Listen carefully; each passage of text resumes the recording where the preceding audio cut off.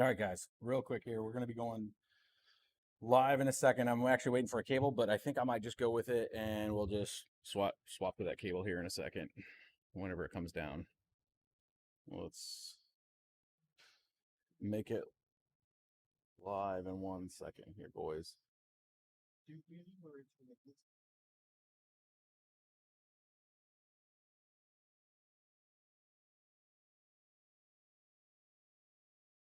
Think we're there. Yeah, let's do that screen view. Main cam. We're sorry, guys. Had somebody come up to me and ask me where to register. I'm like right in the entrance, and like there's nobody kind of greeting anybody here. They're just coming up to the main desk here. So hopefully you guys can hear me and everything's good. I don't have my mic stand here, and I don't have my light plugged in just yet. But we wanted to try to get this live stream going as quick as possible. I'm tethered to the phone because the internet here is horrible. I think it's like 2 megabits per second. So hopefully you guys can hear me. You guys can see me. Everything's good. Let's make sure the camera is good to go, my dudes. I think I'm zoomed all the way out. Cool. So welcome, Miners Disrupt. So you guys can see some of the names here: Foundry, A-Panel, BitsVibe, ASIC Jungle. I've talked to them about a couple times, being a broker services to bring some ASICs from China over to the US for you guys that are trying to find some ASICs. Going to be covering quite a bit of things. So there's a lot of industrial size miners here that are US based and actually North America based. I shouldn't say just US based here. So like Marathon is here. We're going to go through the schedule here in a minute here with you guys. Hopefully there's not too much crosstalk on there. We'll say what's up. What's up, guys?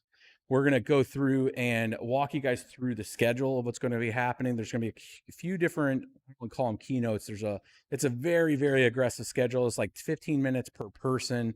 They're kind of coming up, talking to the world what they do. I don't understand if they actually have a live stream here or not, but what we're going to try to do is set up tomorrow early, and I'm going to try to pipe in with the guys that are doing the audio and see if we can just do the stream for them, because I don't see any like audio video guys here. So we're going to try to bring you as much content as possible. This actually runs all the way till 5 o'clock tomorrow. I'm wheels up at like 6 leaving Miami. So I have other things I have to get done on Thursday. So I'm going to give you guys as much as I can all the way through probably 4 o'clock tomorrow. We're going to be capturing a lot of B-roll and some of those A-roll discussions that I'm going to have with folks, and I'm going to make that available to all the other creators in the space. So people that are in the space, like Son of Tech, Red Panda Mining, all those folks, I'm going to make available this content, all of the B-roll and stuff, all that available on a share drive for those guys to be able to also talk about and take some of that and kind of peel through all that data in detail. So we're going to try to make sure people can do that. You guys hear me fine? Good. Awesome. I was just making sure. I didn't even really tweet. I've been tweeting this that I was going to have a live stream, and I just kind of went live. And I'm waiting for Ms. BBT to get back down here for I can actually show you the other screen. We're kind of a mess here. You guys can kind of see the setup here. Let's get this over here. You guys can see I kind of got the machines just set up here on the setup we have here. Let me loosen that a little. We can actually turn that. There we go. You guys can see my little setup I got going right here right now. And we'll take you guys in tomorrow here. Miss BBT like a boss bringing me the goods. Here, let me set this up over here. Dudes. We had to get the cable here.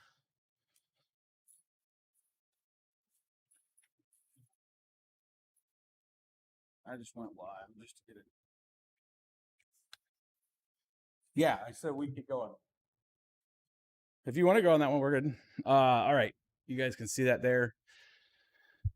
All right. And then let's make sure that this is working here. Screen view Red Panda like a boss dropping a 10 slot. Let's do this here. Let's go to screen view and see if you guys can see my other screen here. Oh, why is this not letting me?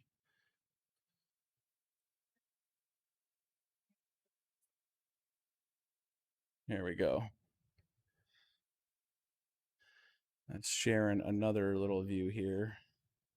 We're going to get you guys up to where you guys can actually see me. sharing this screen. This laptop's all balled up and away.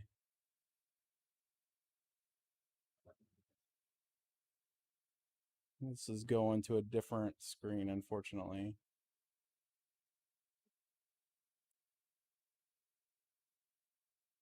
With Safari. There we go. All right, let's see if you guys can see this opening up. I'm moving this over to here. We go. We're going to go to Miners Disrupt. I'm going to show you guys the schedule here.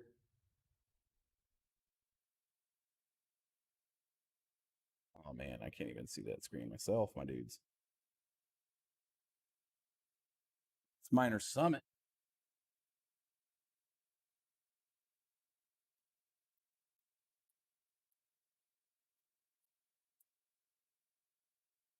And there we go. So if you guys go actually to Miners Disrupt, you guys will see the setup that's going on out here. And it shows that it's starting in about 3 hours, but in reality, it's kind of already starting to set up. So I'm going to get down to the agenda. You guys can see the exhibitor hall here. Let's try to zoom into this here. So you guys can see the kind of setup right here. We got a lot of different vendors here set up. So we got ASIC Jungle. We got the main theater in there. Marathon Digital Holdings. Marathon, as you know, is the largest North American miner. Pi blockchains here. DMG blockchain. Holy Crypto Foundry. A lot of brokerage sites that are working on getting some equipment over from China over here. So that's the main thing I want to bring to you guys here is if you're looking for equipment, you're looking to get into mining, this is the kind of place to be to make those contacts. And what I'm trying to do is save you guys some time on being able to get some of that content. Make sure all those other things are not playing the audio too. It looks like it's all good. So let's get down to the actual agenda. And here we go. We got starting tomorrow. Here's the schedule. So if you guys are not following or you can't follow my craziness right now because I'm in a room that's very loud, let's get you down to here. You guys can at least see what the schedule is for you can find out what time you want to start watching. So here's all the different things. Look how tightly packed this schedule is. I mean, this is so aggressive. If anybody goes over, like this whole schedule's blown. But I mean, they're giving like Fred Thiel of Marathon like 15 minutes to talk. Frank, I don't even know how they're going to do this unless somebody's only got a few minutes. Compass Mining is going to be talking. Alpha Miner, Foreman, BitSource, Solo Mine, SmartFi, Raptor Power Systems. So a lot of the core stuff, and then the stuff I think you guys are actually going to really want to watch is the various kind of panels that start at 2:00 tomorrow Eastern Standard Time. The layout looks like a Zelda map. Nice. So here's some pretty good topics here. And right now I'm not in any of the panels. I mean, I was kind of coming here to cover the event. Somebody did ask me if I was going to join one of the panels or not. I have to go wheels up at like 4:45. Like I have to be on the way to the airport. So maybe I might be able to join like one of the 1 or 2 o'clock panels here, but the first one is the dangers of hash wars and how to keep mining pools decentralized. And then the mining pools that are there. So this just isn't people this is what's great about these conferences. This just isn't people that aren't miners. This is a conference of miners. So you have Poolin, you have Slush Pool, Lexor Pool there, Binance Pools, all going to be at this. This is a one to kind of watch. So you're going to have miners represented here from a pool standpoint. Does sustainable green energy matter, and is it realistic for Bitcoin mining at scale? You're talking Foundry and Solo Mine and BYO Energy, Compute North. These are all groups that are, at scale mining. And then the future of GPU mining after it goes proof of stake. Now, this one I'm not part of, but if there was one to be part of, this would be the one. It runs for 30 minutes. The problem with getting me on a panel like that is I could take all 30 minutes, and we know this. So, Solo Mine out there is moderating it, but we have BitPro, GDA Digital Analysis. I can't wait to actually hear this panel without being on this panel to see how these folks respond to this question. Not saying they can. I don't not know enough about the, Mark Aria or Philip Salter or Emma Todd or Frank Holmes. I don't know them. So it's going to be interesting to hear their take on ETH and GPU mining at scale. So I'm surprised Hunt 8 is not part of that, considering Hunt 8 does a lot of GPU mining. And then should miners form councils, and does it work against decentralizations, the pros and cons of it? That's going to be another good one to be watching there. Tone Vase is a panelist on there, which is interesting to me. Tone.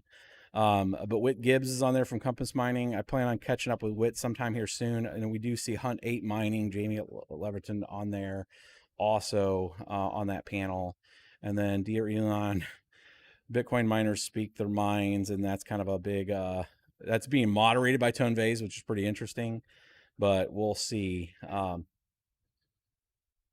Which one's going to turn ugly?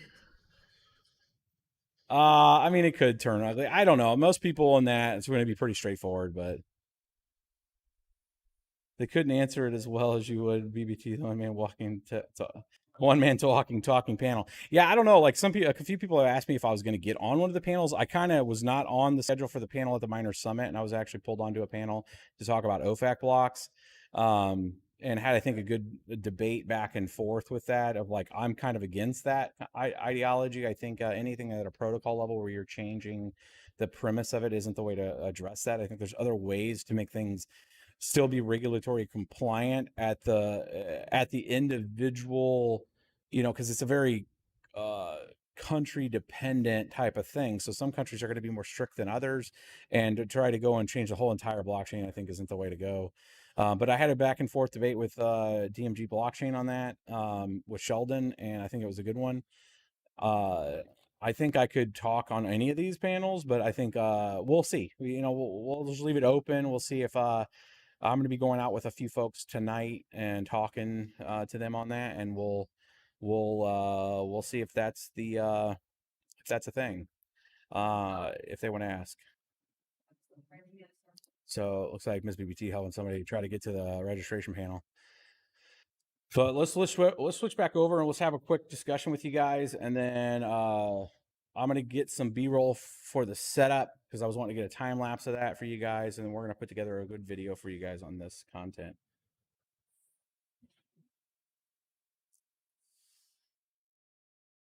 Let's go back to the main cam here, and I'm back on, my dudes. So let's take some of your guys' questions. If you guys were here, let's do it from this premise. There's about 100 of you guys in there. If you guys were here, what questions would you ask? And don't worry if I don't get to your particular question. It is part of the YouTube stream there, so I can go back and look at it tonight. But if you were to ask any of those people that you just saw on there, you're talking, Fred Thiel. You're talking, which is Marathon, largest, miner in the North America when it comes to Bitcoin. You're talking Hunt 8, which has a huge presence of GPU miners up in, I think they're in Canada and a couple other places in North America also. Do you have questions at that scale, at the enterprise level? Do you have questions with content coming here when it comes to more miners coming here? I did see Jimmy asked a question, or had made a statement that he didn't think that there was a big impact from China shutting down on the GPU side. The one thing I would say is I think there was a pretty large, substantial shutdown of GPU miners in China because we saw Ethash drop from 650 terahash down to 470 terahash. And even at 670 terahash, it was still profitable, even at the prices that we're looking at right now. $1,800 starts to price out people that are over 12.5 cents per kilowatt plus. But bottom line is that thread should have kept going to about 750 terahash before we started to see some pullback on it. And we saw almost a 200 terahash pullback. That's a pretty significant pullback. That means that the farms that were hosting some either GPU miners or ASIC miners, specifically the A10 Pros, which I do know lots of A10 Pros were turned off because I know that there's some brokers out there right now trying to move some A10 Pros back into the States. I do not have access to one yet. That's part of the reason why I'm down here, is to find out, is there stuff from the A10 Pros coming that is going to be accessible at a retail side for people to be able to go out there and buy them? That's one of my questions back to like ASIC Jungle and the folks that are here that are brokers. Same thing with Compass Mining. Is this stuff going to be available for the home miner to be able to pick up a couple of these rigs? And if they want to stick with a simpler setup like an ASIC mining rig, with the understanding that they could be bricked in a year if there is no other Ethash coin out there that has enough mass to and handle a big surgence of A10 Pros on it. But there are also a whole bunch of GPUs that were powered down also. So we're looking at about 200 terahash, of which some of that could have been just home miners turning off because power costs were just too much, or they just didn't have their expectations being met on what they thought they were going to make, because ETH hash when in May was so high on its yield because of the amount of volume that was on ETH hash. And this was really during the Matic switch, as people started to move over to Matic's layer 2 and also kind of start to take some of the revenue out of there for people with layer 2 stuff, which really kind of absorbed the hit that we were going to see from a drop off standpoint that I was concerned about that would happen with EIP 1559. It's effectively what I would call defanged the EIP 1559 from at least a miner yield standpoint, because we're looking at yields around 2.5 Ethereum or lower most of the time. So we're looking at maybe a 0.2 Ethereum hit right now as it stands on the amount of the base fee that's going to get burned. There's not going to be this huge amount of base fee burned. So let's see if there's any questions from you guys here that I can answer before we.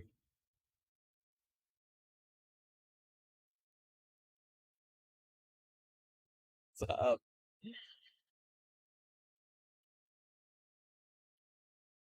How does a conference like this help a guy with 2 GPUs on his computer?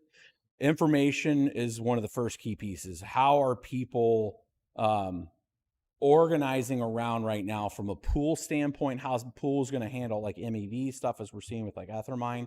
What it people are fun.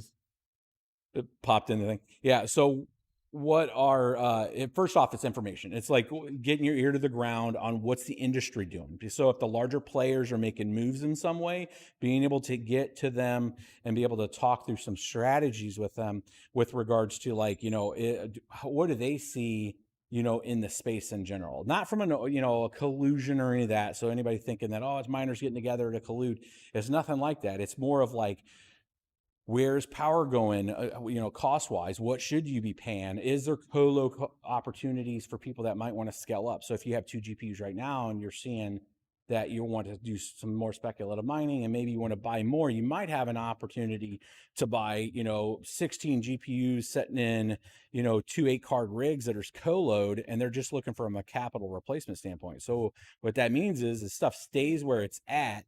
You're buying in for that hardware, so you'll physically own that hardware, but it's co-load somewhere at 3 cents per kilowatt.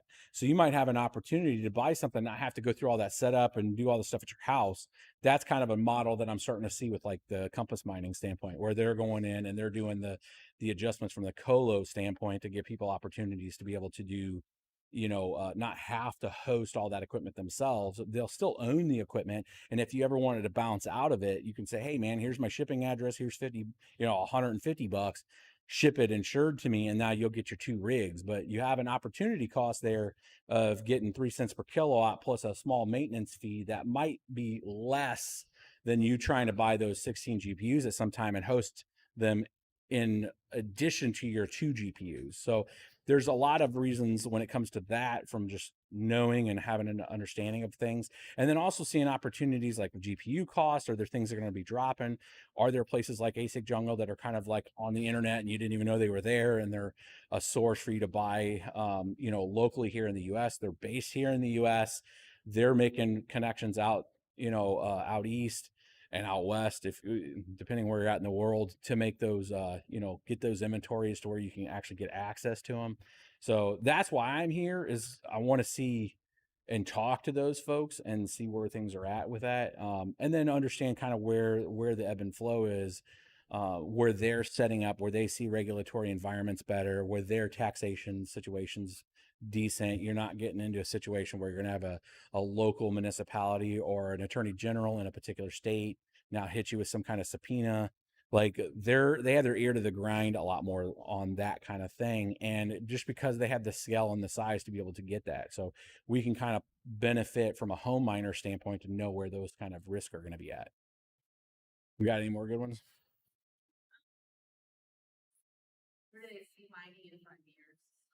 Where do we see mining in 5 years? I think mining is not going to go anywhere. I think that you're going to see a more. It all comes down to capitalization on some of these coins. So, like, if Raven Coin snaps to $2 a coin, there's going to be huge amounts of investment, obviously, in that. You'll see larger farms being set up around that for that value extraction there.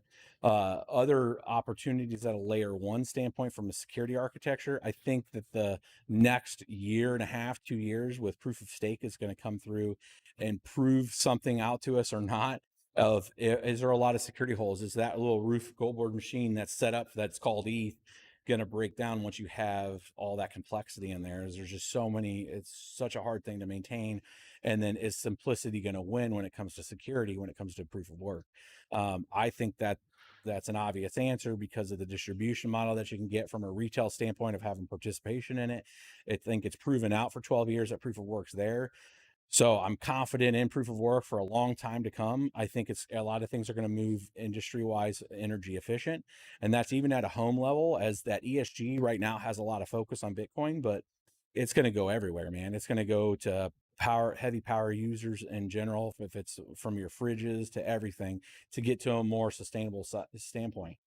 I'm not going to get into the politics of it, but what I would say is that anything that's moving everything to kind of some green energy footprint, then that's good for everybody, because then you can take that question off the table. It's all about, do I have power or not? And if it happens to be green, that's a good thing. But like, it's not dominating the conversation like it is right now, because the technology stack will get to where most of that stuff's moving to green energy. So the home miner and all that will have hopefully better cost perspective to that, to where we can see a cost drive down on it, to where even it's not keeping up with CPI and we're paying more for power and all that, where you'll have options to where you can make your own power and then either sell it back to the grid or just go right into a battery. So, I mean, from a home miner, I see a lot of good benefits, because you look at the most expensive thing with a home miner is your energy cost, and then your depreciation of your mining equipment, right? So if we can get it to where it's a lower cost of ownership of that stuff, I think that's the next phase of everything for us. And what's the new tech stack? We got any more goods?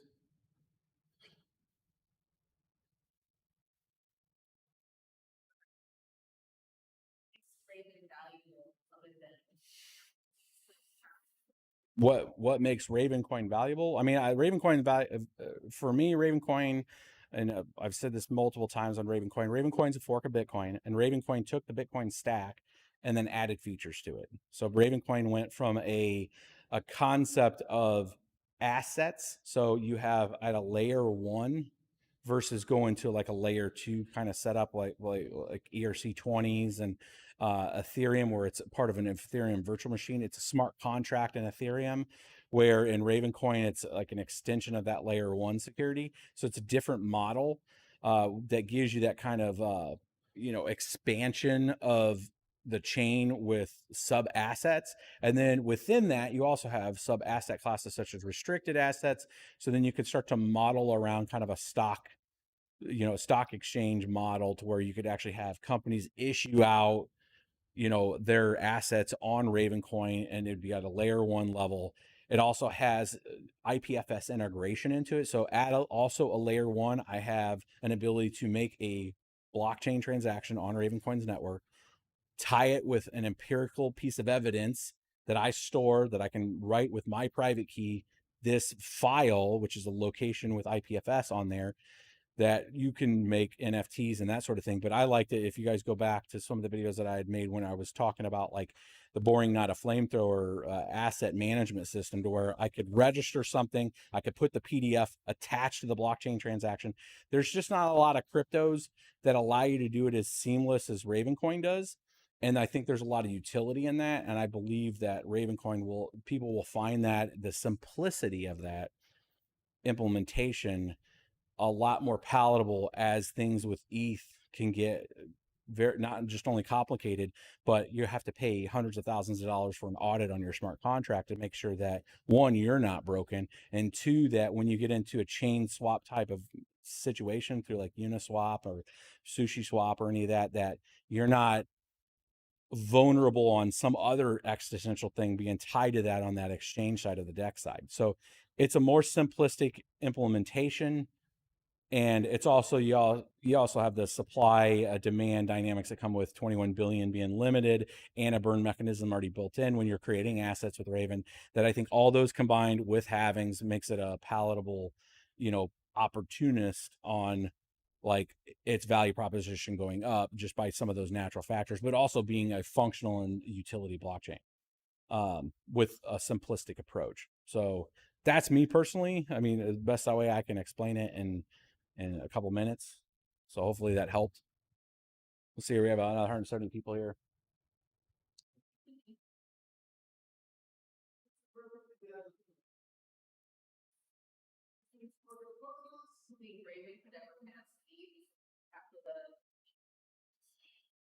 Could Raven pass ETH after 1559? Probably not. I mean, ETH has a massive, not just a massive following, but it's created enough threads into so many other things that makes ETH, even at a very basic standpoint, um, have some substance of where people are needing it or wanting it to do something else. And that's probably been its best success, is that the fact that it's been able to thread itself as the fuel that runs that kind of DeFi ecosystem. And there's all ETHCCs going on right now too in Paris. On the news update on Sunday, I'm going to cover a lot of the stuff that's coming out of there. There's some pretty interesting stuff when it comes to MEV extraction, and then looking at MEV on other networks like Avalanche and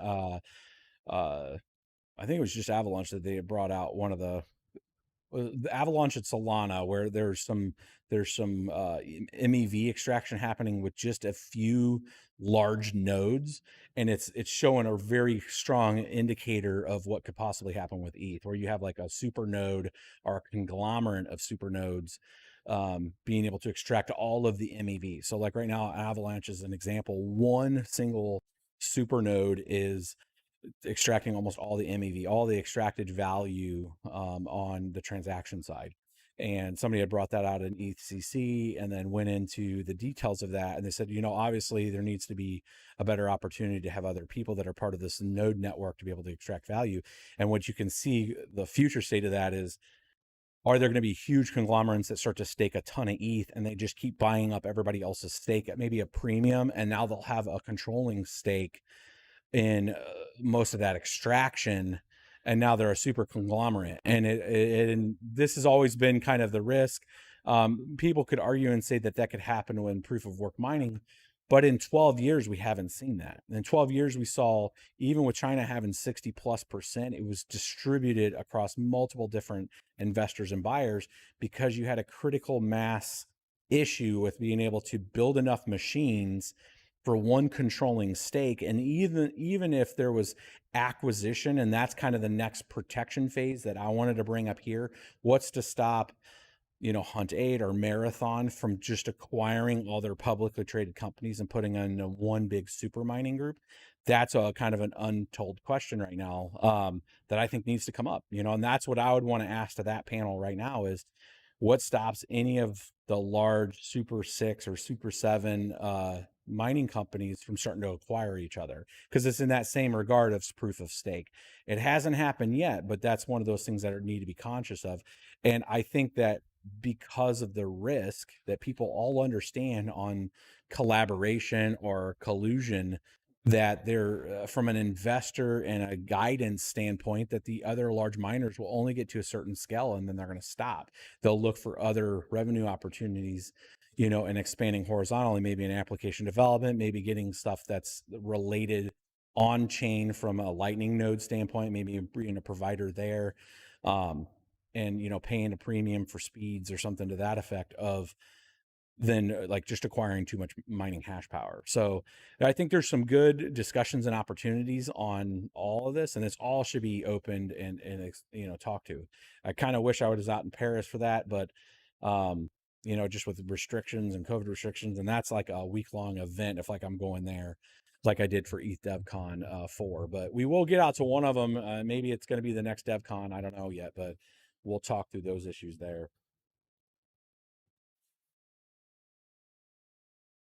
All right, my dudes. So we're right about 30 minutes, I think, for this live stream. I wanted just to give you guys a quick kind of overview of what was going on here. I'm going to go take some B-roll of everything that's setting up here. Maybe I'll tweet some things out. If you guys don't follow me on Twitter, you absolutely should.